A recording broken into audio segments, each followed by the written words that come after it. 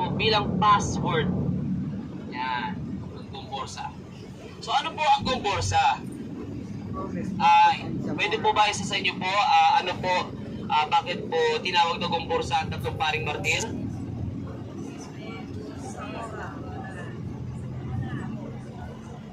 Tama po. Gomez, Burgos at Zamora. Si Padre Mariano Gomez, Padre Jacinto Zamora at Padre Jose Burgos. Opo. Si Padre Jose Apolonio Burgos po ay ipinanganak po sa Bigan, Ilocos Sur po noong February 9, 1837 po. Sa Bigan, Ilocos Sur po, kung saan po makikita po ang bahay po niya doon. Na kung saan ang bahay po ni Padre Burgos po ay nasa pangangalaga na po ng Pambansang Museo ng Pilipinas o National Museum po. Yan. At si Padre Burgos po, pinanganak po siya noong February 9, 1837 at nakapag-aral po siya sa isa sa pinakamatandang universidad sa Asia, walang iba kundi ang Universidad po ng Santo Tomas. Opo.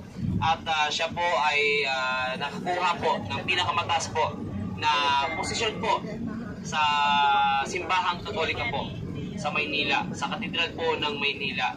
Pero sa kasamang palad po, patalastas po tayo.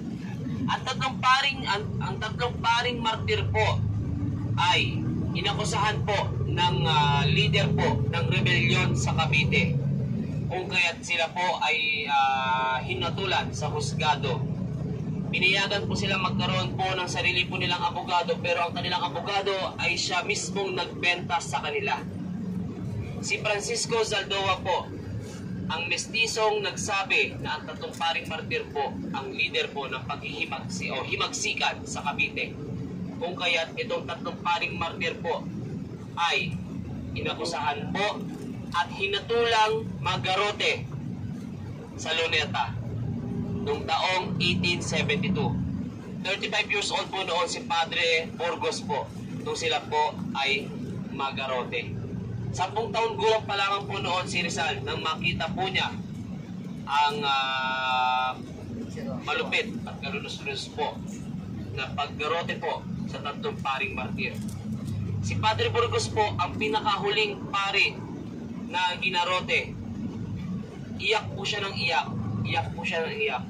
Sabi ni Padre Burgos, bakit niyo ako parurusahan? Di wala akong kasalanan. Di walang bahid ng kasalanan. Bakit niyo ako parurusahan? Sabi ng isang pari sa kanya, si Jesus, pinako sa krus, walang kasalanan. Nang siya po ay ginarote, lahat po ng simbahan sa Maynila po ay nagsitulugan po. Hudyat po na natapos na po ang paggarote po sa tatlong paring martir noong 1872. Kaya ang mga Pilipino ay takot banggitin ang taon po na yon, na 1872. Yung si Rizal po ay nakapag-aral na po sa Espanya at nag-umpisa na pong magsulat po ng ilang mga nobela. Isinulat po niya ang kanyang ikalawang nobela po, walang iba kundi ang El Filibusterismo o ang makasalanan. Opo, na kung